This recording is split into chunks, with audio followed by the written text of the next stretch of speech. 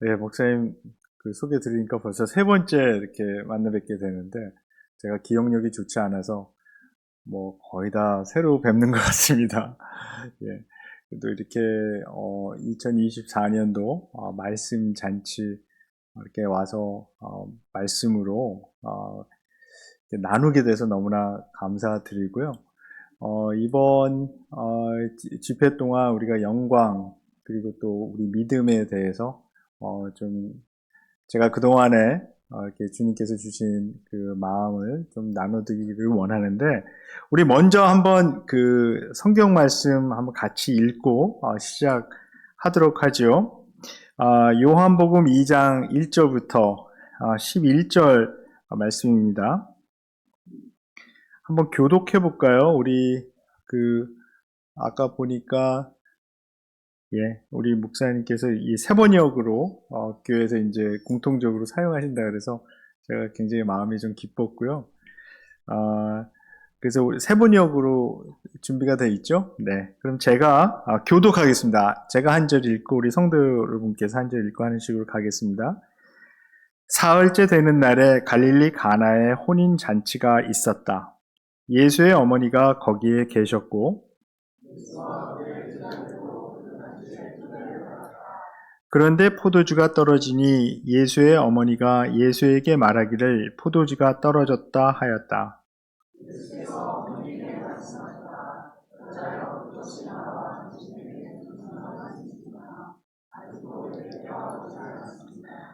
그 어머니가 일꾼들에게 이르기를 무엇이든지 그가 시키는 대로 하세요 하였다.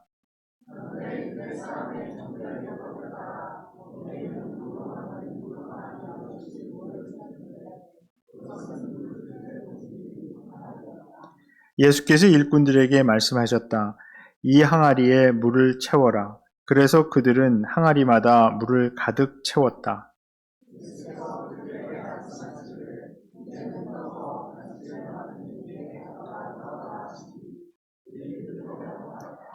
잔치를 맡은 이는 포도주로 변한 물을 맛보고 그것이 어디에서 났는지 알지 못하였으나 물을 떠온 일꾼들은 알았다. 그래서 잔치를 맡은 이는 신랑을 불러서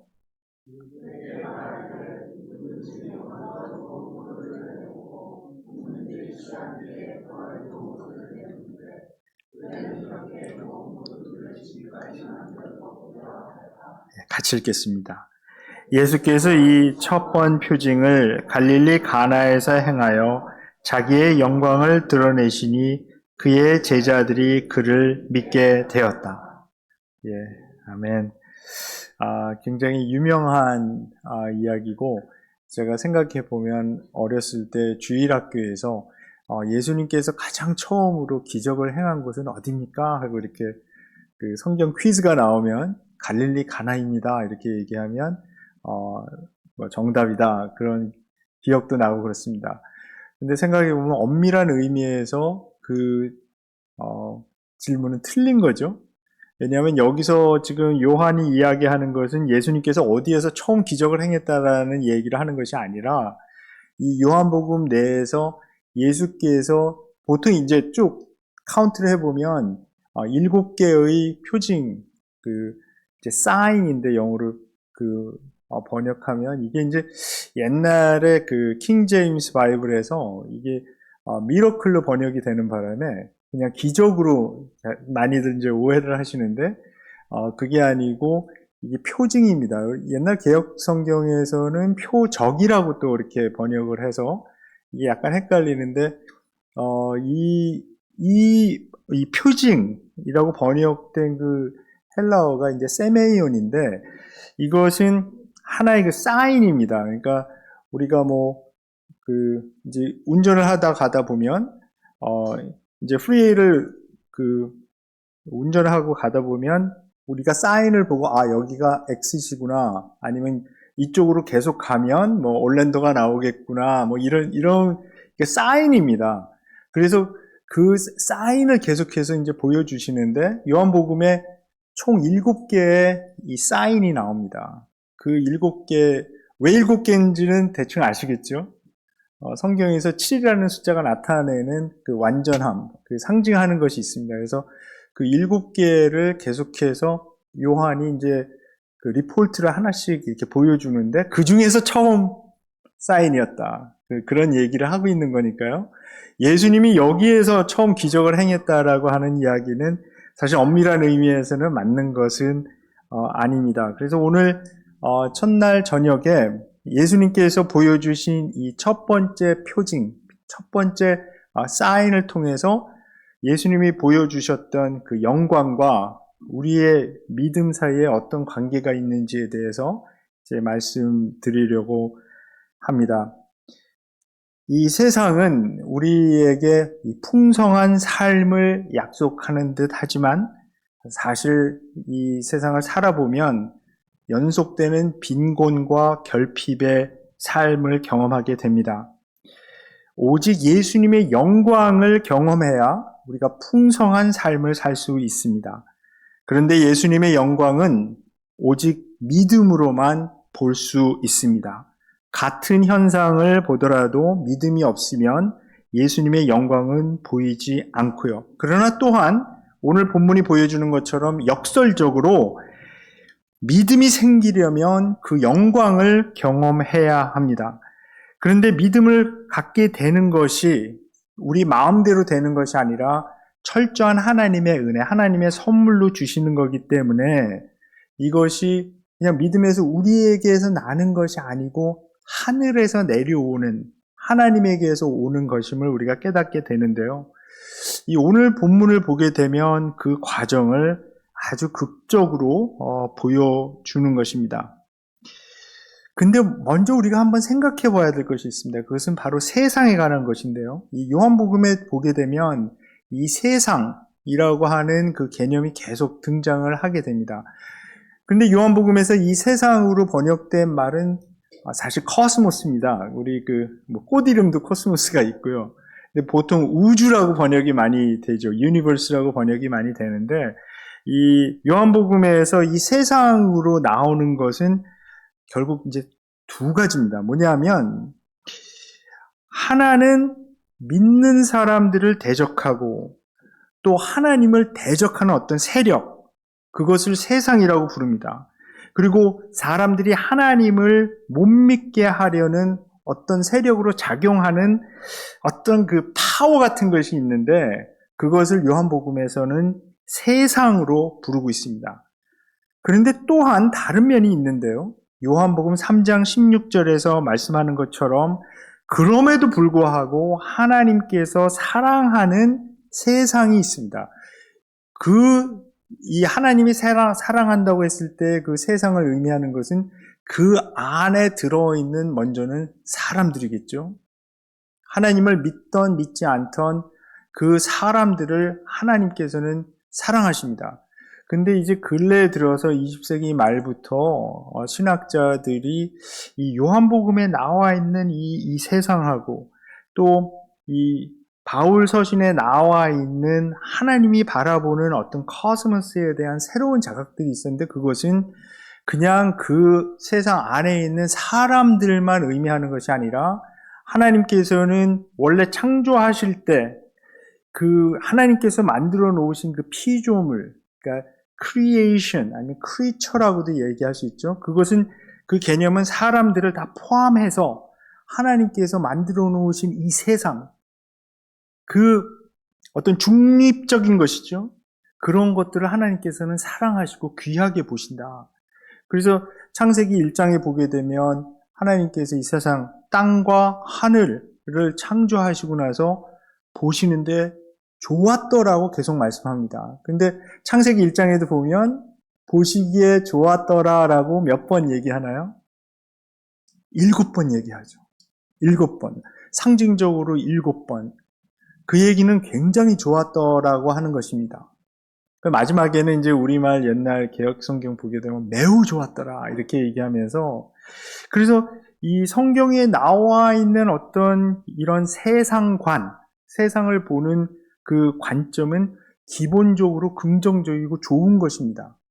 근데 실제로 우리가 콜앤코트 이 세상이 보는 이 세상은 부정적으로 봅니다. 그래서 자꾸 이 세상이 그냥 심판받아서 불살라 없어지는 것으로 자꾸 생각하고, 그래서 한동안은 이 신학적으로 좀 보수적인 사람들은 이 환경 문제를 우리가 어떻게 다루어야 되나 하는 이런 문제에 있어서도 그냥 이 세상은 그냥 불살라서 없어질 건데 왜 우리가 이런 환경 문제에 이렇게 신경을 써야 되나? 그리스도인들은 그냥 사람들의 영혼을 그냥 구원해서 죽은 다음에 좋은 곳으로 보내게 하는 그런 전도에만 열심을 내야지, 왜 이상한 사람들이 얘기하는 것처럼 환경에 우리가 신경을 써야 되고 환경을 보존해야 되고 막 그런 식으로 부정적으로 나갔습니다. 근데 신학자들이 이 성경을 좀 더 깊게 보다 보니까 하나님께서 보시는 이 세상과는 인간들뿐만이 아니라 하나님께서 창조하신 이런 것에 대해서 굉장히 긍정적으로 되어 있었다는 것입니다. 하나님께서 좋아하시고 하나님께서 보시기에 굉장히 좋고 아름답다고 하신 이것을 그래서 우리가 회복하는 일까지도 우리 그리스도인들이 해 나가야 되는 것 아닌가 이렇게 생각을 합니다. 그래서 요한복음 3장 16절 같은 곳에서 이야기하는 하나님께서 세상을 사랑하사 이 세상을 사랑하셔서 구원하시려고 하는 그 하나님의 의도가 거기서 보이는 것인데요. 그래서 우리가 세상을 대할 때 이 양면성, 이 두 가지 면을 계속해서 생각해야 합니다. 하나님을 대적하고 하나님을 믿는 사람들을 자꾸 하나님으로부터 떨어뜨려 놓으려고 하는 어떤 세력으로서의 세상이 있고, 그러나 또한 하나님께서 사랑하시는 세상이 있습니다. 우리 그리스도인들은 그래서 하나님을 대적하는 세상이 제시하는 그 월드뷰, 그 세계관, 가치관을 따라가지 않으면서, 그러나 또한 그 하나님께서 창조하신 이 세상을 사랑하기 위해서 세상을 또한 알아야 합니다. 왜냐하면 우리가 세상으로 보내심을 받았기 때문입니다. 부활하신 주님께서는 이 요한복음에서 아버지께서 나를 보낸 것 같이 나도 너희를 보내노라 하시면서 교회를 세상으로 보내셨습니다. 그래서 이제 이 교회는 세상에 속하지 않았지만 세상에 살게 되었습니다. 그러나 세상과 완전히 우리가 단절된다면 세상에 이 복음을 전할 수가 없게 됩니다. 우리가 교회를 이루고 여기서 같이 공동체 생활하는 이유는 바로 이 세상에 하나님의 복음, 하나님께서 이렇게 창조하신 이 좋은 이 세상에 이 하나님의 복음을 통해서 그 좋은 창조를 다시 회복시키려는 그런 사명을 받고 보내심을 받은 것입니다. 믿음의 공동체를 이루어 산다는 의미는 세상을 본받지 말아야 하면서도 그 세상을 사랑해서 구하기 위하여 세상을 알아야 하고 또 세상과 연결되어 있어야 한다는 의미입니다. 성경 전체의 이야기를 생각해 보면 성경의 이야기는 하나님이 우리를 이 세상으로부터 구원하는 이야기가 아니라 우리를 통해서 세상을 구원하는 이야기입니다.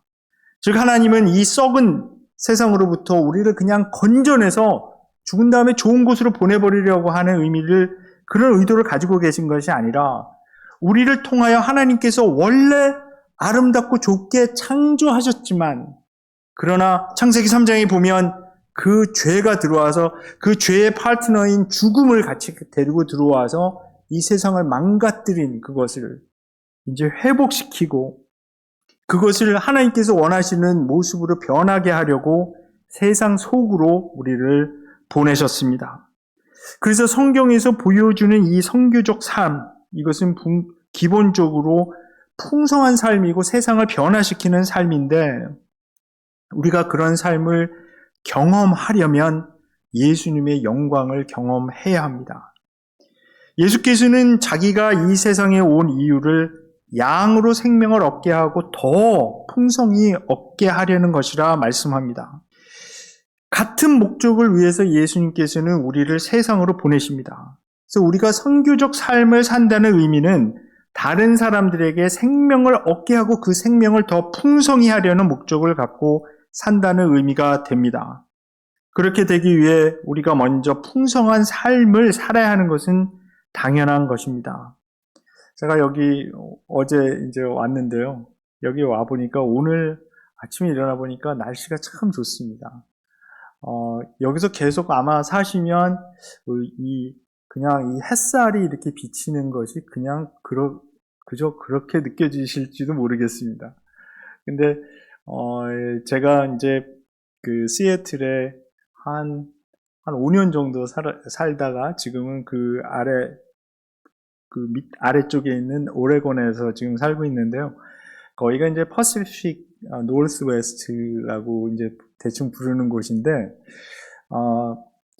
한 10월 정도 되기 시작하면 이제 비가 옵니다. 비가 오기 시작하는데 그냥 거의 매일 온다고 생각하시면 됩니다. 해보는 게 굉장히 힘듭니다. 그리고 가을이 되기 시작하고 겨울로 가게 되면 벌써 4시나 5시 정도만 돼도 어둑어둑하고 그냥 깜깜해지고요. 1월 달에는 또 이게 비만 오는 게 아니라 이게 갑자기 추워지면서 막 눈이 내리고 그러면서 이게 또 온도가 조금 올라갔다 내려갔다 이러면서 그냥 눈만 쌓이는 것이 아니고 이게 완전히 다 얼음이 돼서 이 차들이 아무리 뭐 4휠로 다니는 차들도 그냥 다 미끄러져 나가는 그런 현상이 계속 있었고요. 이 나무에 그 눈이 쌓이게 되면서 무게를 감당 못해서 나무들이 이제 많이 쓰러졌습니다. 그러면서 전깃줄을 많이 끊어서 사람들이 이제 파워가 없어지는 그런 현상이 있었습니다. 아침에 이렇게 일어나 보면 보려면 이제 해를 계속 보려면 한 4월, 5월, 6월쯤은 가야지 이 햇살이 비치는 것을 볼 수가 있습니다. 근데 사실은 또 그때 되면 굉장히 좋습니다. 비도 안 오고요. 한 5월부터 한 9월까지는 그 퍼시픽 노스웨스트가 굉장히 날씨가 이제 좋습니다. 여름이라고 그래도 에어컨디션이 거의 필요 없을 정도로 옛날에 그래서 지은 집들은 에어컨디션이 없고 그냥 이렇게 그냥 있어도 참 날씨가 좋습니다. 그래서 전에는 이제 그 뭐 마이크로소프트라든지 애마존이라든지 이런 회사들이 그 직원을 이제 새로 자기들이 뽑고 싶은 직원이 있으면 꼭 그때 한 5월에서 9월 요 사이에 인터뷰를 합니다. 그러면 너무나 아름답고 덥지도 않고 날씨가 좋아서 이제 근로 직장을 옮기기로 해서 일단 오면 그때부터 이제 비가 매일 오는 거죠. 그래서 거기 살다 보니까 제가 참 많이 듣는 얘기가 이 의사들이 그 바이타민 D 이거를 그 처방을 많이 한다 그래요. 너무 해를 못 보고 사니까 이 우울증이 굉장히 많습니다, 사람들이. 그래서 계속 하염없이 내리는 이 비를 보면서 막 우울해지고 그러는데 제가 오늘 여기 이렇게 보니까 날씨가 그냥 해가 이렇게 막 비치면서 너무 좋습니다. 그 사람들이 은퇴하고 나서 플로리다에 와서 그 살겠다는 사람들이 굉장히 많더라고요. 저도 이제 나이가 좀 먹고 그러다 보니까 이제 사람들이 은퇴 얘기를 많이 하는데 사람들이 손꼽아서 이제 가고 싶어 하고 살고 싶어 하는 곳이 바로 플로리다인 것 같습니다.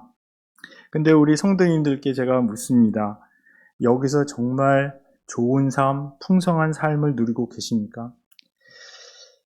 이 세상은 우리에게 정말 풍성한 삶을 약속하는 것 같고 정말 여기 살면 좋을 것이다. 이런 것을 자꾸 얘기를 하는 것 같은 어떤 신화적인 것을 자꾸 만들어내지만 결국 살아보면 빈곤과 결핍의 삶을 사는 것을 경험합니다. 특히 저도 이제 미국 온 지가 꽤 오래됐습니다. 이제 가만히 있어보자. 이제 한 43년, 44년 정도 된 것 같은데 여기 미국은 참 뭐가 많고 막 넘치는 것 같지만 항상 보면 뭔가 조금 부족한 삶이 되는 것을 경험합니다. 예수님이 없는 삶은 아무리 좋아 보여도 사실은 빈곤과 결핍의 삶입니다. 확신하는 것은 오직 예수께서만 우리에게 풍성한 삶을 주실 수 있습니다. 우리가 보통 선교적 교회 얘기도 많이 하고 선교적 삶에 대해서 많이 얘기를 하는데, 사실 선교적 삶이라는 것이 다른 것이 아니고 예수님 안에서 풍성한 삶을 살아내는 것입니다. 그러면서 우리가 하나님께서 원하시는 그 하나님의 선교, 미시오 데이를 우리 삶에서 실현하면서 하나님께서 이 세상을 구하기 원하시는 그 일들을 계속 우리 삶에서 해나가는 것이죠. 우리가 이러한 그 예수님의 영광을 경험하면서 또 우리의 믿음을 통해서 그 하나님께서 원하시는 삶을 살려고 하는데, 그 중심에 저는 우리가 회복해야 할 예배가 있다고 믿습니다.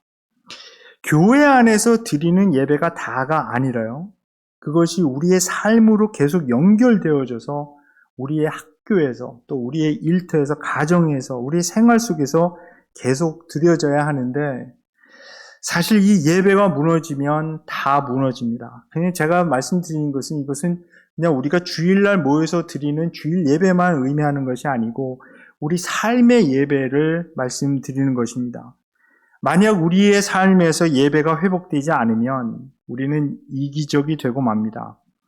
예배를 통해서 하나님 우리가 먼저 만나고 하나님의 마음 안에 있는 그 영과 진리로 예배 드릴 때 우리의 예배가 회복이 되는데, 분명한 것은 이 예배의 중심이 하나님이라는 것입니다. 그런데 이 예배가 사실 인간 중심이 되기가 굉장히 쉽습니다. 이 진정한 예배 속에서는, 영과 진리로 드리는 그 예배 속에서는 사실 우리가 점점 사라집니다. 그리고 하나님께서 드러나기 시작하는데, 하나님께서 드러나실 때 우리가 하나님의 영광을 예배 속에서 경험하게 되죠. 그러면서 우리 중심의 삶에서 하나님 중심으로 이제 점점 변화되는 그 삶이 예배의 삶인데요. 이 성경에서 이 우상 숭배에 대해서 말씀할 때 계속 경고하는 것이 하나가 있거든요. 근데 그것은 이 창세기에서부터 이야기한 하나님이 우리를 창조하실 때부터 어떤 생긴 원리입니다. 우리는 누군가를 예배하도록 지어졌다는 것입니다. 그리고 예배하면서 그 예배하는 대상을 점점 닮아간다는 것입니다. 그래서 그런 문구가 있죠. We become what we worship. 자기도 모르는 사이에 자기가 예배하는 우상을 닮아갈 수도 있고 하나님을 닮아갈 수도 있습니다. 근데 이 변화가 사실 야금야금 조금씩 이루어지는 것을 보게 됩니다. 그래서 하나님 믿는다고 하고 크리스찬으로 살았다고 하는데, 오랫동안 살았다고 하는데도 그 삶에서 하나님의 어떤 속속이 보이지가 않고, 사람들이 그런 얘기 많이 하거든요. 인간 안 변해. 제가 이제 학교에 있다가 전임 목회로 들어가게 되니까 어떻게 보면 저는 좀 너무 좀 이상적으로 생각했던 면이 있었던 것 같아요. 그런 모습을 보고 제 이제 선배 목사님들이 저한테 충고를 많이 했어요.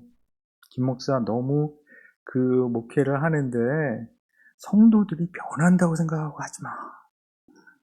안 변해. 막 그러는 거예요. 그래서 왜 안 변하죠? 말씀으로 가르치고 기도 열심히 하고 그러면 우리 성도들이 안 변한다면 목회 왜 하죠? 그런데 아니야, 내가 해봤는데 안 변해. 사람들은 그렇게 만만치 않아. 평신도들 그렇게 정말 이 만만한 사람들이 아니라서 웬만하게 저기에서는 잘 안 변하니까 이분들 변화를 너무 기대하고 목회하면 실망하고 절망하고 나가 떨어지니까 이 사람들 안 변한다 생각하고 목회를 하다 보면 개 중에 한 몇 명 변할지도 모르니까 그걸 그냥 기대하고 하는 게 낫지, 너무 기대를 높이고 하다 보면 번아웃되고 힘들어. 이 사람들 안 변해. 이렇게 얘기를 합니다. 근데 실제로 제가 전임 목회를 제가 해보니까 그분들 말이 상당수 맞았습니다. 잘 안 변하는 모습을 제가 봤습니다. 근데 마지막에 제 결론은 변합니다. 문제는 좋은 방향으로 변하는지 아니면 나쁜 방향으로 변하든지 그겁니다. 크리스찬 생활하고 성도로서 생활하는 데 있어서 안 변하는 것 같지만 미묘하지만 변합니다. 그냥 교회를 오래 다니고 신앙생활 오래 했다 그래서 다 좋은 쪽으로 하나님 쪽으로 변하는 게 아니고요. 오히려 반대 방향으로 변하는 모습들도 많이 봤습니다. 그러니까 어느 쪽으로 갈지를 사실 마음에 결단을 해야 되는데 어떤 분들은 또 평신도의 입장에서 그렇게 말씀하시는 분들도 많이 있었습니다. 교회 계속 다녀봐야 그게 그거지 뭐. 이렇게 또 말씀을 합니다. 나이 지긋하신 분들이 또 그렇게 말씀을 하니까 또 제가 그냥 무시하고 안 들을 수는 없고요. 그냥 신방 가서 또 얘기하면서 이렇게 들어보면, 목사님, 저도 교회 오래 다녀봤는데요. 안 변해요. 또 그래요, 이분들도. 다 그게 그래요. 설교도 요즘은 이제 그 인터넷에 유튜브에 들어가면 온갖 설교가 다 많지 않습니까? 그 다 들어봤는데요. 그 말씀이 다 그 말씀 같고, 그냥 다 그래요. 그러니까 이분들은 예배에 오면서도 기대도 없고요. 다 그게 그거겠지. 교회 다 그렇지, 그러니까 너무 패시미스트가 돼 있는 그런 모습이고요. 그런데 제가 목회하면서 무섭게 생각하는 것은 뭐냐 하면, 정말 우리는 우리가 예배하는 대상을 조금씩 닮아간다는 것입니다. 어떤 분들은 신앙생활 계속하면서 하나님이 아닌 다른 존재와 점점 닮아가는 모습을 제가 목격했습니다. 자신들은 자기도 안 변하고 남들도 안 변한다고 얘기를 하지만 실제로는 변하는 모습을 보았습니다. 그러면서 그 마음에 너무나 완악한 것이 가득 차서 돌처럼 굳어가는, 그래서 에스겔서에서 그 새로운 영을 주어서 너희들 마음이 돌 같지 않고 아기 살처럼 부드러운 마음을 내가 주겠다. 그때가 오겠다. 그때를 주겠다라고 말씀하신 그 역사가 정말 필요한 것을 경험하게 되었습니다. 정말 두려운 것입니다. 우리 신앙생활 하는 데 있어서 만약에 교회도 그렇고 신앙생활 하는 것도 그렇고 설교도 그렇고 이런 게 전부 다 그저 그렇다라고 느껴지는 분들이 있다면 정말 잘 생각해 보시기 바랍니다. 우리 삶에 너무나 많은 우상들이 우리의 삶에서 하나님의 자리를 차지하려고 무시무시하게 경쟁하고 있습니다. 우리 삶에서 가장 우선순위, 가장 높은 곳을 차지하려고 계속해서 경쟁하고 있는데요. 온갖 좋은 것으로 우리를 유혹합니다. 돈과 성공, 명예를 보장하는 것처럼 유혹을 합니다. 그래서 하나님 믿는 것은 좋으나 그냥 대충 믿으라고 합니다. 아니면 열심히 믿고 싶으면 교회 안에서만 열심히 믿으라고 합니다. 나머지 시간엔 자기들을 따라와야 행복해질 거라고 유혹합니다. 학교에서 또 일터에서 삶터에서 그래야 행복해질 거라고 유혹합니다. 그런 유혹에 빠져들게 되면 우리는 하나님 아닌 다른 존재와 더 비슷하게 되어갈 것입니다. 세상에서 제공하는 돈과 명예, 성공 가질지도 모릅니다. 그러나 더 중요한 것, 하나님을 닮아가며 우리가 누릴 수 있는 사랑, 평안, 기쁨, 화해, 용서, 섬김, 나눔, 생명, 이런 것들은 우리 삶에서 점점 없어지고 미움, 불안, 불평, 적대심, 원수가품, 인색, 착취, 즉 죽음을 향해 하루하루 향해 갈 것입니다. 살고 있지만 사는 게 아닌 숨쉬고 있지만 죽은 상태가 되어 갑니다. 하나님 믿는다고 하지만 생명 없이 죽음이 가득한 생활하게 될 것입니다. 우리가 예배 회복하지 않으면 이 신령과 진정으로 영과 진리로 드리는 예배 우리 삶에서 회복하지 않으면 우리는 그 방향으로 계속 변화되고 나아갈 수밖에 없습니다. 오늘 이 저녁에 이 집회에 정말 다른 좋은 것들도 많을 텐데 여기에 나온 것은 우리가 기본적으로 하나님을 예배하고 하나님 만나러 온 것입니다. 하나님께서 누구라는 것을 인정하고 그분께 예배 드리러 나온 것입니다. 그런데 오늘 본문에서 놀라운 것이 보여집니다. 하나님을 만나는 새로운 길이 열렸다는 것을 여기서 보여줍니다. 그래서 예수님께서 찾아오셔서 처음으로 보여주신 그 사인, 표징이라고 그 요한은 부르는데 예수님이 찾아오신 그 자리에서 빈곤과 결핍이 일어났던 자리였는데 그 자리를 예수님께서는 풍성한 곳으로 바꿔주시고 채워주시는 장면입니다. 11절 마지막에 보면 그 표징이 드러났을 때 예수의 영광이 드러났고 그 영광을 보고 제자들이 믿었다. 제자들에게 믿음이 생겼다라고 말씀하고 있습니다. 그래서 이 가나의 혼인잔치 이야기에는 이 처음 보여지는 이 표징을 보여주기 때문에 아주 여러 가지 상징으로 가득 찬 이야기를 보여주고 있는데요. 하나하나 짚어보면서 이 말씀이 우리에게 무엇을 전하는지 보겠습니다. 첫째, 때에 관한 것입니다. 이 4절에 보면 예수께서 어머니에게 말씀하셨다. 여자여, 그것이 나와 당신에게 무슨 상관이 있습니까? 아직도 내 때가 오지 않았습니다. 이렇게 말씀합니다. 지금도 그렇지만, 당시 유대인의 풍습을 생각해 보면 자기 어머니를 여자여라고 부르는 것은 굉장히 상상하기 힘든 것이죠. 우리 한국 사람들의 문화에서도 혹시 어머님께 여자여 하고 불러보신 적 있습니까? 그렇게 부르면은 뺨에 좀 뜨거워지겠죠. 예. 이게 사실 유대인들도 이 이야기를 읽으면서 사실 요즘은 이제 유대인들 가운데 심리학학자들이 상당히 많이 있는데요. 그 유대인들이 이런 이야기를 읽으면 고개를 절레절레 흔듭니다. 이것은 유대인 문화에서는 상상하기 힘든 겁니다. 자기 어머니에게 여자요. 이게 부른다는 것이 말이 안 되는 것이고요.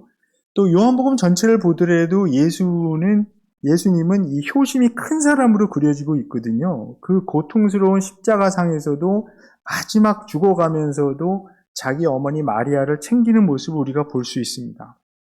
자, 그러면 여기서 왜 이렇게 무례한 모습으로 기록이 되어 있을까요? 이것은 때의 문제이기 때문입니다. 이 요한복음 2장은 예수님의 사역의 시작을 보여주고 있고 요한은 예수님이 누구이신가를 1장부터 12장으로 아까 말씀드렸듯이 7개의 표징으로 이렇게 쭉 풀어나가는 것을 볼 수가 있는데요. 이 표징을 하나하나 풀어나갈 때 때의 시간표에 맞춰서 풀어나가게 됩니다. 하나님께서 정하신 그 때가 아직 오지 않았고 예수님은 그 일에 대해서는 하나님의 시간표를 어기는 일에 대해서는 양보할 의도가 전혀 없어 보입니다. 예수님께서는 그의 사역을 하나님의 시간표에 의해서 하나하나 진행시켰습니다. 그래서 인간의 계획, 인간의 의도가 아닌 오직 하나님의 방법으로만 하나님의 계획, 시간표대로만 하셨는데요. 만약에 인간의 시간표대로 하게 되면 이 예수께서 누구이신지, 그러니까 이 표징을 통해서 사실 요한은 예수님에 대해서 두 가지를 얘기를 하려고 그러는 거거든요. 첫째는 예수가 누구인가, 그리고 또 예수가 무엇을 하러 오셨는가. 이 두 가지를 얘기를 하려고 하는 거기 때문에 이게 굉장히 중요한데 이거를 만약에 하나님의 시간표가 아닌 인간의 시간표대로 진행하다 보면 뒤죽박죽이 돼서 예수님의 정체성에 대해서 오해가 생길 것이기 때문에 예수께서는 절대로 이 때의 문제에 있어서는 양보하지 않고요. 하나하나 하나님의 시간표에 의해서 진행시키려는 그것을 볼 수가 있습니다. 근데 우리가 사실 이 이야기를 끝까지 보게 되면 예수께서는 결국 어머니의 요청을 무시하지 않고 공급해 주십니다. 그래서 첫 번째 상징, 이 때의 의미를 보게 되면 예수께서는 아직은 내 때가 아니다 라고 말씀하시지만 그 어머님의 요청에 의해서 이 때를 좀 앞당겨서, 사실 하나님의 시간표를 앞당겨서 어머님의 요청을 무시하지 않고 포도주를 이제 공급해 주시는 그런 이야기가 전개가 됩니다. 자, 둘째는 이 혼인잔치가 주는 상징입니다. 이 구약과 신약에 걸쳐서 이 혼인잔치에 대한 이야기가 굉장히 많이 나옵니다, 성경에는. 그런데 이 혼인잔치를 통해서 이 구약이냐 신약의 저자들은 하나님과 하나님의 백성과의 관계를 보여주려고 많이 노력을 합니다. 특히 회복된 관계를 보여줍니다. 그래서 예를 들어서 이사야서 61장에 보게 되면 우리 한번 같이 찾아볼까요? 이사야서 61장 10절인데요. 거기 보게 되면 이 하나님의 관계가 회복되어 이 이스라엘이 누리는 기쁨과 풍성함을 이 혼인잔치를 통해서 말씀을 하는데, 제가 한번 읽어보겠습니다. 신랑에게 제사장의 관을 씌우듯이 신부를 폐물로 단장시키듯이 주님께서 나에게 구원의 옷을 입혀주시고 의의 겉옷으로 둘러주셨으니 내가 주님 안에서 크게 기뻐하며 내 영혼이 하나님 안에서 즐거워할 것이다.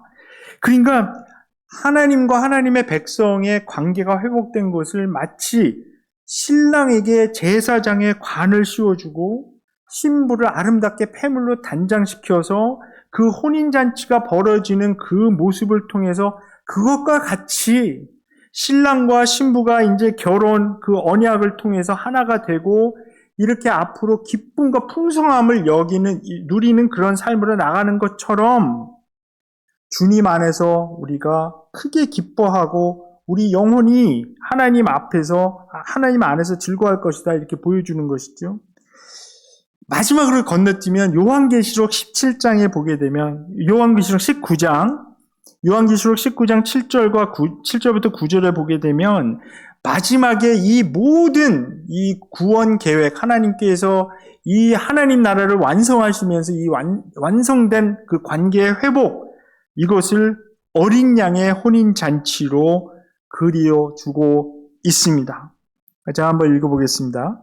기뻐하고 즐거워하며 하나님께 영광을 돌리자. 어린 양의 혼인날이 이르렀다. 그의 신부는 단장을 끝냈다. 신부에게 빛나고 깨끗한 모시옷을 입게 하셨다. 이 모시옷은 성도들의 의로운 행위다. 또 그 천사가 나에게 말하였습니다. 어린 양의 혼인잔치에 초대를 받은 사람은 복이 있다고 기록하여라. 그리고 또 말하였습니다. 이 말씀은 하나님의 참된 말씀이다. 하나님과 하나님의 백성의 그 관계가 완전히 회복이 돼서 그 회복의 완성을 보여주는 것을 이 어린 양의 혼인잔치로 그려주고 있습니다. 그래서 유대인들은 이 혼인잔치를 열릴 때마다 이것을 하나의 예배로 드렸습니다. 그래서 이 예배 드릴 때 준비하는 것과 똑같이 준비했고요. 하나님과 그의 백성이 누리는 풍성한 관계를 상징으로 보여주는 상징적인 예배로 치루었습니다. 그러니까 이 유대인들이 당시에 2000년 전에 그 어려운 시절 식민지 생활하고 정말 맨날 착취당하고 힘든 가운데서도 집안에 이 혼인잔치가 벌어지게 되면 그동안에 이 날을 위해서 세이브하고 또 세이브한 그것으로 풍성한 잔치를 여는 것을 정말 온 힘을 다해서 했습니다.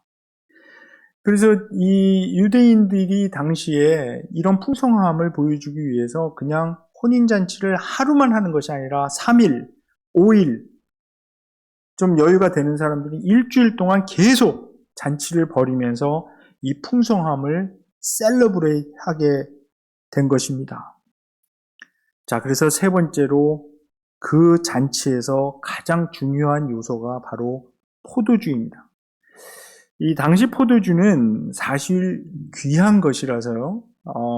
그 혼인 잔치에 쓰이는 포도주는 이제 따로 이렇게 아주 좋은 포도주를 준비해서, 그러니까 매일매일 마시는 그러한 싸구려 술이 아닌 정말 이 귀한 또 아주 좋은 포도주를 장만하려고 했고요. 그래서 아주 오랫동안 돈을 모아서 준비했다는 그 기록이 있습니다. 그런데 여기서 이 유대인들의 혼인잔치에서 포도주가 떨어지는 사건은 정말 커다란 수치입니다. 당시의 문화는 이 명예 수치 문화입니다. 그러니까 honor and shame 컬처입니다. 그러니까 우리 옛날에 조선시대 때 뭐 체면 문화 이런 거하고 사실 좀 비슷한 점이 있긴 한데요. 그러나 그거보다 사실 어떻게 보면 굉장히 더 깊은 그런 문화. 그러니까 명예를, honor를 지키는 것이 목숨보다 더 귀하다라고 생각했고요. 내가 수치를 당하면 나는 죽는 게 낫다라고 생각할 정도로 이 명예와 수치에 관해서는 정말 목숨을 걸고 지켰는데, 혼인잔치에서 포도주가 떨어지는 것은 어마어마한 수치스러운 사건이고요. 이것은 평생 두고 후회되고 정말 가슴 아파하는 그런 사건이 될 것입니다. 하나님께서 허락하신 이 풍성함을 즐기는 가장 중요한 요소가 포도주인데 그게 떨어지다니 정말 너무나 위급한 상황이 오게 된 것입니다. 본문은 어떤 상황에서 이 포도주가 떨어졌는지 밝히고 있지 않아서 우리가 잘 알 수는 없지만은 이 상황, 그러니까 예수의 어머니까지 나서야 했던 이 상황, 이것은 아주 위급한 상황이고요. 혼인 예식을 준비해야 했던 그 신랑, 그리고 그 신랑의 가족에게는 커다란 수치가 될 그런 위기가 온 것입니다. 그런데 이것은 사실 요한복음에서 그리고 있는 하나님의 백성의 상황과 다르지 않았습니다. 이 하나님의 백성들이 죄에 빠져서 생명을 잃어버리고 빛으로 오신 주님을 영접하지 않았다고 1장에서 이야기하고 있습니다. 어두움 속에서 머물며 은혜와 진리가 충만한 주님이 오셨는데도 알아보지 못하고 오히려 거부했습니다. 그러니 이 하나님의 백성들, 유대인들이 채워지지 않는 빈곤한 상태에 살고 있었습니다. 그들 삶에 정말 결정적인 결핍이 있었습니다. 그런데 그 빛을 증거하는 세례 요한이 왔고요. 그리고 세례 요한을 통해서 이 빛을 알아보는 사람들이 조금씩 생겨나기 시작합니다. 빛으로 오신 주님을 알아볼 수 있다면 그들은 수치에서 벗어날 수 있습니다. 포도주가 떨어진, 이 혼인잔치에서 포도주가 떨어진 상황은 그들의 결핍을 상징합니다. 단순히 이 물질적인 결핍이 아닌 더 중요한 영적인 결핍을 상징합니다. 하나님과의 관계가 막혀버리면 다른 어떤 것으로도 채울 수 없는 결핍이 생기게 됩니다. 구약의 선지자들은 이 메시아가 오셔서 이 수치를 없애주시고 결핍을 풍요로 대체하고 넘치게 주실 것을 계속 약속했습니다. 그 하나님께서 정하신, 하나님께서 기름 부으신 종, 그 메시아가 와서 하나님께로 인도해서 이 결핍과 수치의 삶을 벗어나 풍성한 명예로운 삶으로 이끌어 줄 것을 계속 예언했는데, 세례 요한은 또 이 요한복음을 지은 이 저자는 1장에서 그 메시아가 드디어 왔고 그에게 은혜가 차고 넘친다고 선언했습니다. 요한복음 1장 한번 같이 보겠습니다. 1장 14절에 우리 다 잘 아는 말씀이겠지만은, 말씀이 육신이 되어 우리 가운데 거하심에 우리가 그의 영광을 보니 아버지의 독생자의 영광이요 은혜와 진리가 충만하더라, 이렇게 말씀합니다. 또 16절을 보게 되면 우리가 다 그의 충만한 데서 받으니 은혜 위에 은혜로라. 이것은 은혜, grace upon grace, 그러니까 은혜가 차고 넘치는 그의 충만함 속에서 이제 우리가 경험하고 있는 이 빈곤과 결핍이 아닌 이 풍성함 속에서 충만한 데서 은혜가 막 넘쳐 흐르는 그것을 형상화하고 있는 것입니다. 그래서 이 충만하다는 개념은 차고 넘친다는 것인데요. 아까도 말씀을 제가 드렸지만은 요한복음 10장 10절에 아주 중요한 말씀이 있습니다. 예수께서는 자기가 온 것이 양으로 생명을 얻게 하고 더 풍성히 얻게 하려는 것이라고 말씀했습니다. 이 가나의 혼인 잔치의 이야기에서 드디어 그분이 오셔서 하나님께로 갈 수 있는 방법을 보여주시고 풍성히 얻게 된 것을 보여주는데, 예수께서는 포도주가 떨어진 그 혼인 잔치, 그 빈곤과 결핍의 장소에 계셨습니다. 그리고 그 수치의 장소가 될 뻔한 그 혼인 잔치를 풍성한 명예로운 잔치로 만들어 주셨습니다. 예수께서 오셨다는 것은 이미 새 시대가 열렸다는 의미입니다. 구시대가 상징하는 수치와 빈곤은 가고 이제 명예와 풍요로 채워지는 때, 바로 그때가 온 것입니다. 우리의 삶에 뭐 다 있는 것 같은데 뭐가 결정적인 것이 없을 때 우리는 결핍을 경험합니다. 그래서 그런 소설도 있고 영화 같은 것들도 많이 있죠. 겉으로 보기에는 너무 풍요롭게 잘 살고 있고 너무나 잘 누리는 그런 삶이 있는 것 같은데, 그 이면, 속을 들여다보면 뭔가 없는 상태, 뭔가 결핍이 있는 상태, 뭔가 빠져버린 상태. 그래서 이 물질주의가 발달한 미국에서 그런 이야기는 너무나 흔합니다. 사람들이 돈을 많이 법니다. 그래서 큰 집도 소유하고 좋은 차도 몰고 너무나 누릴 거 다 누리는 것 같습니다. 그런데 그들 삶의 상세한 것을 들여다보니까 너무나 뻥 뚫린 구멍이 있는 것 같은 그런 삶을 사는 모습들을 계속 볼 수가 있습니다. 아무리 돈이 많고 세상적인 지위, 명예를 쌓아 올려도 결정적인 그 무엇이 없을 때 공허하고 수치스러운 삶이 되고 맙니다. 그래서 다 누리고 사는 것 같은데 참 기쁨과 평안이 없이 늘 불안하고 불만이 가득 찬 생활하는 분들을 만나게 됩니다. 혹시 우리는 포도주가 다 떨어진 혼인잔치 같은 삶을 살고 있지는 않은지요? 여기 모든 게 다 풍요롭다는 미국, 그리고 그 미국에서도 참 사람들이 다 오고 싶어 하는 이 플로리다, 이 선샤인 스테이트라 그러나요? 여기서 정말 이런 곳에서 살면서도 뭔가 많이 있는 것 같은데, 그런 얘기가 있잖아요. 물에 빠져 죽는 사람이 목마름을 느낀다고. 뭔가 많이 있는 것 같고 풍성한 것 같은데 왜 나의 삶에는 이 큰 구멍이 있는 것인가? 왜 나에게는 결핍이 있고 빈곤이 있는 것인가? 이것은 돈으로 해결할 수 있는 것도 아니고 우리 학위로 해결할 수 있는 것도 아니고 우리 어떤 포지션으로 해결할 수 있는 것도 아닙니다. 만약 유대인의 혼인잔치에서 포도주가 떨어지게 되면 잔치는 중단될 수밖에 없습니다. 그리고 신랑과 그 가족들은 악평을 듣고 수치를 경험할 수밖에 없습니다. 그런데 이 무심한 것 같았던 예수님은 결국 개입하십니다. 그것도 신랑의 역할을 대신 감당하면서 포도주를 공급해 주십니다. 자, 네 번째 상징은 예수께서 이 포도주를 만들 때 사용했던 물에 관한 것입니다.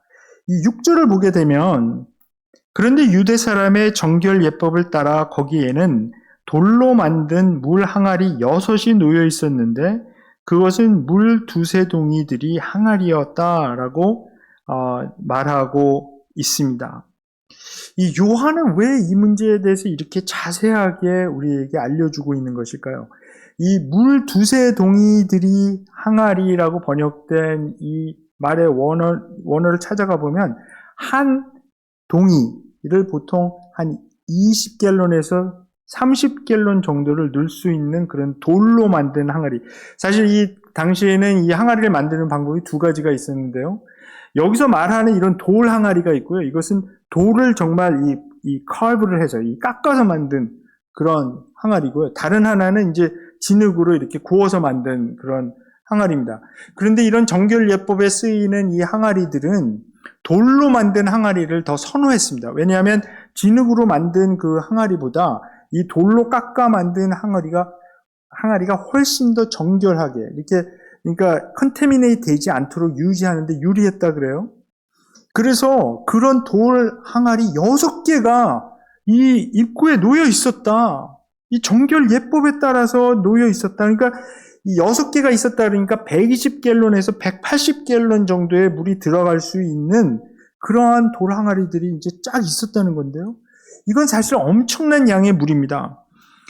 그런데 이 물을 예수께서 포도주로 만들으셨다. 이렇게 보고를 하고 있습니다. 이게 사실 여러분 포도주 좋아하시는 분들 여기 많이 있죠. 이 포도주 이 병에 들어가는 것을 생각하면요. 이 굉장히 많이 이 물을 포도주로 이제 만든 거예요. 그런데 요한이 여기서 분명히 아주 상세하게 밝히고 있듯이 이 돌 항아리들이 유대인의 정결 예식을 위해서 준비된 것이라고 밝히거든요.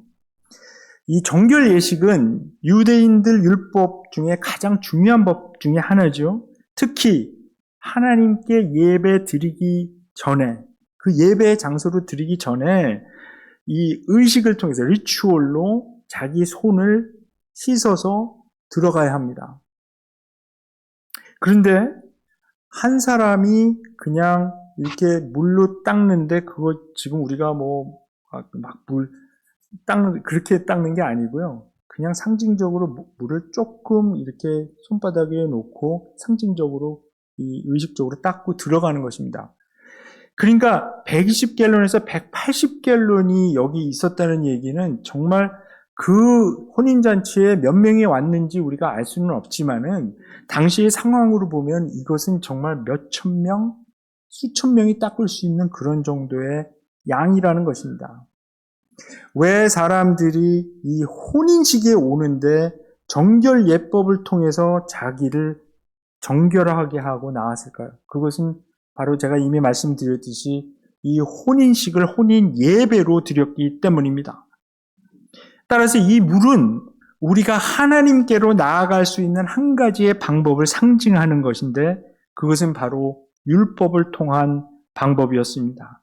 예수께서는 그 6개의 돌 항아리에 물을 채워서 잔치에 쓰일 포도주로 변화시키셨습니다.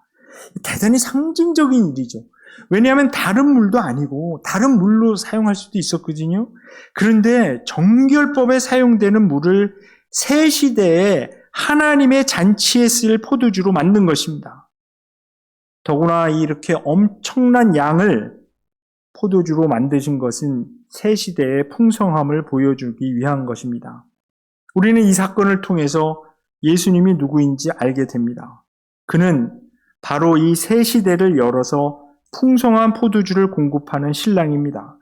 이 혼인 예식에서 큰 수치를 당할 위기에 빠진 신랑을 대신해 그 역할을 담당하십니다. 가장 중요한 요소인 포도주가 다 떨어져서 수치의 상황으로 몰렸을 때 인간이 되신 하나님은 기꺼이 정결법에 쓰이는 물로 포도주를 만들어서 수치의 상황에서 벗어나 풍성한 혼인잔치를 계속하게 해 주셨습니다. 11절에 그 영광을 나타내셨다고 했는데 그것은 바로 하나님의 영광입니다. 하나님만이 나타낼 수 있는 영광. 그것이 예수님에게서 나타났다고 하는 것입니다. 그래서 그 영광에 드러난 의미는 메시아 되신 예수님이 우리들이 하나님께 나아갈 수 있는 새로운 길이라는 것입니다. 전에 하나님을 만나기 위해 정결법에 따라서, 즉 율법에 따라서 물로 자기 자신을 씻고 나와왔다면, 율법을 지켜야만 하나님을 만날 수 있었다면 이제 예수님은 그 방법이 끝이 나고 새로운 방법을 열어서 하나님을 만날 수 있게 해주셨는데 그 방법은 다름 아닌 자기 자신, 예수님 자신을 통하는 것입니다. 예수님은 율법 대신 하나님께 우리가 나아갈 수 있는 새로운 길이 되신 것입니다. 그래서 요한복음 14장 6절에 유명한 말씀이 있죠. 내가 길이요 진리요 생명이다. 누구지 나를 말미암지 않고는 아무도 아버지께로 갈 수 없다라고 말씀하신 것입니다. 예수님은 율법 대신 그 자신이 하나님께 갈 수 있는 새 길이 되셔서 그 영광을 드러내셨습니다. 이 포도주를 맛본 연회장이 감탄해. 연회장은 아마도 그 결혼식의 디렉터 같은 사람이겠죠. 그 매니저 같은 사람이죠. 그러니까 이 그 혼인 잔치를 계획하고 기획하고 이 엑시큐트하는 그런 분일 겁니다. 이 연회장이 이 포도주를 맛보고 감탄합니다. 먼저 좋은 포도주를 내고 나중에 질이 낮은 포도, 그러니까 사람들이 좀 취한 다음에 맛을 잘 모르게 됐을 때 질이 낮은 포도주를 내는 게 원래인데 그 반대라고 감탄합니다. 나중에 나온 가장 좋은 포도주, 새 시대에 하나님께서 직접 주신 포도주이니까 그가 감탄할 수밖에 없었습니다. 이사야서 25장 6절은 마지막에 하나님께서 베푸실 연회에 대해서 이렇게 예언합니다. 제가 읽어보겠습니다. 만군의 주님께서 이 세상 모든 민족을 여기 시온산으로 부르셔서 풍성한 잔치를 베푸실 것이다. 기름진 것들과 오래된 포도주, 제일 좋은 살코기와 잘 익은 포도주로 잔치를 베푸실 것이다. 가나의 혼인잔치에 참석했던 이들은 바로 그 마지막 만찬 때 시온 거룩한 산에서 벌어질 하나님의 그 뱅쿠엣, 그 연회에서 맛볼 수나 있는 그 포도주를 미리 조금 맛보았던 것입니다. 이제 말씀을 정리하겠습니다. 그런데 이 요한은 이것이 첫 번째 예수께서 보여주신 표징이고 거기에 예수님의 영광이 드러났고 그 영광을 보고 제자들이 믿었다고 했습니다. 제자들이 왜 믿었을까요? 저는 어릴 적에 이 본문을 공부하면서 이 제자들이 믿은 이유가 이 예수님의 능력을 보았기 때문이라고 생각했습니다. 근데 그 후에 요한복음을 계속 공부해 보니까 그것이 아니었습니다. 요한이 이 사건을 처음 표징이라고 말하고 있는데 여기 표징이라고 말하고 있는 것은 제가 아까도 말씀을 드렸지만 단순한 기적을 이야기하는 것이 아닙니다. 요한복음에 나오는 이 7개의 표징들은 예수님이 누구신가 그리고 또 무엇을 하러 오셨는가를 하나하나 스텝 바이 스텝으로 보여주는데 이 표징은 사실 우리가 보통 이 프레젠테이션 같은 거 할 때 쓰는 그 레이저 이렇게 포인터랑 좀 비슷한 면이 있습니다. 그게 뭐냐면 이 레이저 포인터가 가리키는 게 있죠. 그 사건 자체가 중요한 게 아니라 그것이 가리키는 어떤 다른 것이 있습니다. 물이 포도주가 된 사건을 통해서 요한은 예수님이 메시아이고 하나님의 아들인 것을 보여줍니다. 이 가나의 혼인잔치 표징은 예수님의 영광을 가장 먼저 보여주는 사건입니다. 그리고 제자들은 예수님의 영광을 보았습니다. 그들이 본 영광은 메시아로 오셔서 그의 백성들에게 풍성히 공급해 주시는 이의 영광이었습니다. 그래서 여기서 나오는 이 영광이 가지고 있는 어떤 기능, 우리가 하나님의 영광을 경험한다든지 주님의 영광을 경험을 할 때 그 영광 안에 들어있는, 그 영광 안에서 비치고 있는 하나님의 모습, 그리스도의 모습을 우리가 보기를 원합니다. 그 영광 자체, 이게 이제 이 영광이란 글로리라는 말을 레디언스로 번역할 수도 있거든요. 그러니까 어떤 찬란한 이렇게 빛이 이렇게 쫙 나옵니다. 그래서 그 레디언스가 나올 때 거기에 굉장히 아주 찬란하고 멋있는 그런 모습이 있지만 그 안에 하나님의 본 모습이 드러나게 되는데 여기 이 제자들은 그 당시에 예수님의 참 모습을 봤다는 겁니다. 그 참 모습, 예수님의 참 모습을 맞닥뜨렸을 때 그들은 거부하지 않고 예수님을 믿었습니다. 이 요한복음에서 계속되는 이야기에서 보면 이 표징이 믿음을 만날 때 그 믿음은 생명을 주는 믿음이 됩니다. 흥미롭게도 이 이야기를 계속 이제 반복해서 읽어보고 이 자세하게 들여다보면 이 본문에는요, 신랑의 반응이나 또 하인의 반응 또는 연회장의 반응은 기록되어 있지 않습니다. 그러니까 무슨 얘기냐 하면 이들은 그냥 예수님이 시키는 대로 했고, 그냥 신랑이 아마 당황했겠죠. 그러나 이 마지막에 이 물이 포도주가 된 다음에의 반응, 신랑의 반응, 하인의 반응, 연회장의 반응, 이것은 그냥 연회장은 그냥 맛있는 포도주 나왔다 이 정도였지, 그들이 어떤 믿음으로 반응했다는 그런 기록은 없습니다. 요한은 오직 제자들이 믿었다고 기록할 뿐입니다. 이 복음서에 보게 되면 참 놀라운 이야기들이 많이 있는데요. 예수님께서 이렇게 여기 같은 이것도 이제 일종의 기적이라고도 할 수가 있는데, 이런 놀라운 일을 행했을 때 모든 사람들이 다 믿었던 게 아니라는 것이죠. 거라사의 그 광인 이야기도 생각나십니까? 거기서 이 무덤 사이를 거닐고 있었던, 거기 살고 있었던 그 귀신 들린 자를 예수께서 사실 치유해 주시고, 거기서 나온 귀신들이 자기들이 원해서 그 2,000마리 되는 그 돼지떼로 들어가게 하고 막 이런 얘기가 나왔는데, 그 이야기에서 놀라운 점이 뭡니까? 그 동네 사람들이 예수께 와서 어떻게 했죠? 막 예수님 대단하십니다. 우리도 살려주십시오. 우리 믿겠습니다. 이렇게 했습니까? 아닙니다. 예수님께 떠나달라고 그래요. 여기서 좀 떠나십시오. 사람들의 반응은 그런 겁니다. 근데 요한은 여기서 오직 제자들이 믿었다고 기록했습니다. 사실 지금도 마찬가지죠. 믿음의 눈으로 보지 아니하면 우리 주변에서 일어나는 일들은 그냥 우연일 수 있습니다. 그러나 믿음의 눈으로 보면 하나님의 손길이 보이기 시작합니다. 믿음의 눈으로 보면 세상은 하나님의 하시는 일로 가득 차 있습니다. 많은 분들이 묻습니다. 예수께서 오셔서 하나님 나라 운동을 시작하시고 지난 2000년 동안 하나님 나라가 계속 오고 있다고 했는데 그 하나님 나라 어디 있나요? 막 물어보는 사람들이 있습니다. 특히 우리 청년들이 많이 묻습니다. 제가 청년 집회 가면. 그래서 그 하나님 온다고 했던 하나님 나라 벌써 왔다 그러면서 그런데 그 하나님 나라 어디 있나요? 하나님 나라는 믿음의 눈으로 하늘의 시각으로 하늘의 관점으로 보지 아니하면 하나님 나라는 보이지 않습니다.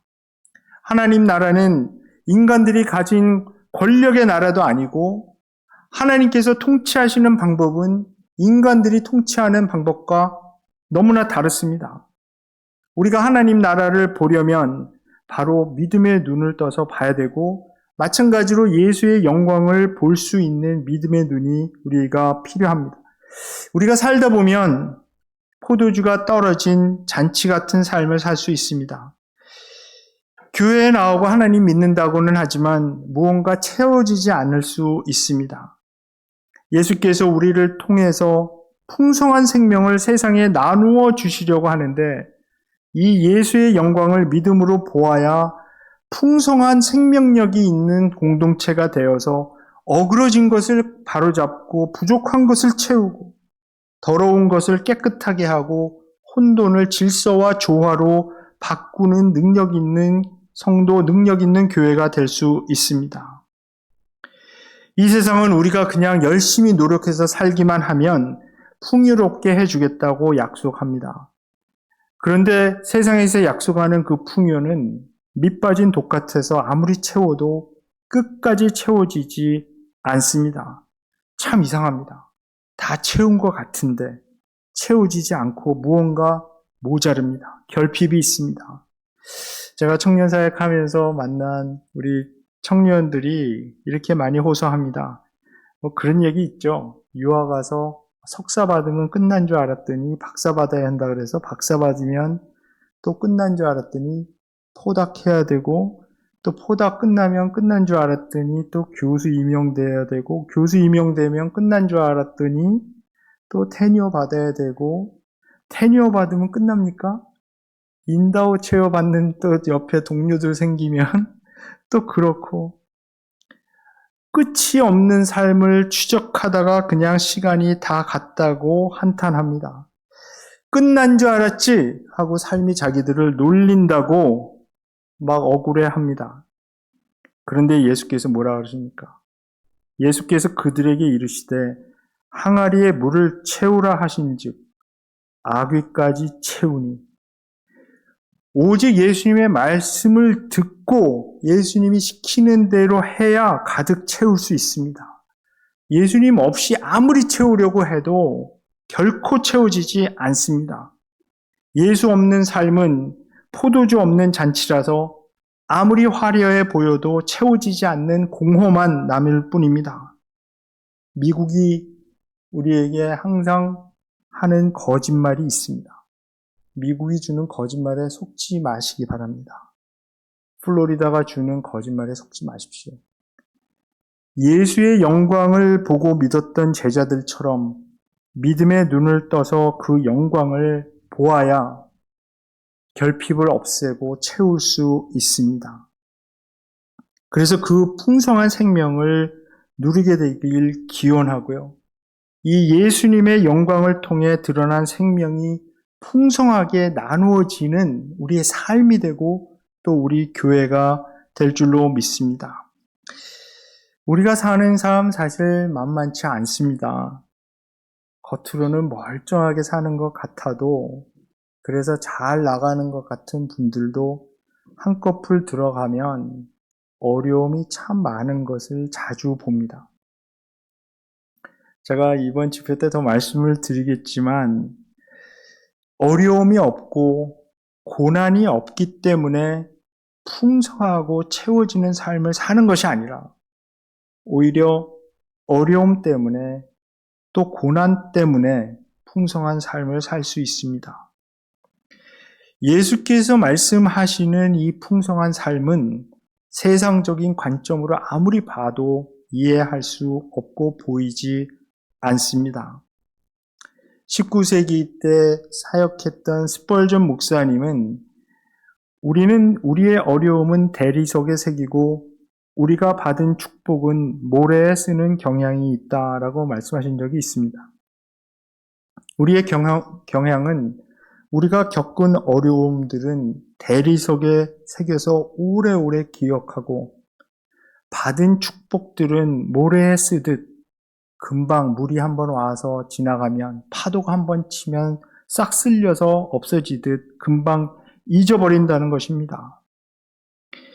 우리가 신실하신 하나님을 믿는다면, 그래서 하나님의 은혜를 진정 경험했다면 그 반대가 되어야 하는데, 어려움들은 모래에 써서 물에 씻겨가게 하고, 하나님께서 베풀어 주시는 축복은 대리석에 새겨 오래오래 기억해야 하는데 자꾸 반대의 삶을 살려고 하는 것이 우리의 모습입니다.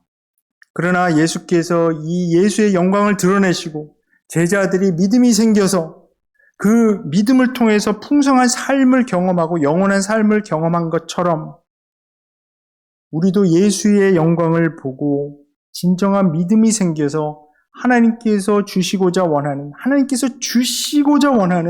그 풍성한 삶을, 그냥 세상적인 풍성함이 아니라 하나님께서 주시고자 하는 그 풍성한 삶을 살려면 정말 하나님께서 주시는 믿음이 필요한데, 그 믿음을 통해 우리가 주님의 영광을 보기를 원합니다. 자, 다윗이 어려움 끝에 노래했던 시편 103편 제가 읽고 말씀 마치도록 하겠습니다. 내 영혼아 여호와를 송축하라. 내 속에 있는 것들아 다 그의 거룩한 이름을 송축하라. 내 영혼아 여호와를 송축하며 그의 모든 은택을 잊지 말지어다. 그가 내 모든 죄악을 사하시며 내 모든 병을 고치시며 내 생명을 파멸에서 속량하시고 인자와 긍휼로 관을 씌우시며 좋은 것으로 내 소원을 만족하게 하사 내 청춘을 독수리같이 새롭게 하시는도다. 아멘. 기도하겠습니다.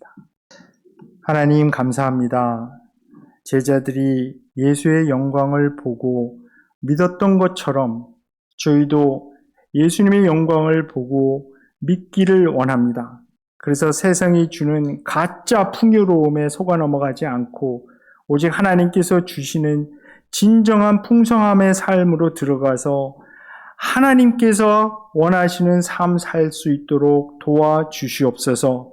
하나님, 저희들의 마음 문을 열어서 하나님께서 말씀하시는 그 음성이 저희들 내면에 깊이 뿌리 박혀 정말 하나님께서 원하시는 방법으로, 원하시는 모습으로 변화될 수 있도록 도와주시옵소서. 감사하신 예수님의 이름으로 기도합니다. 아멘.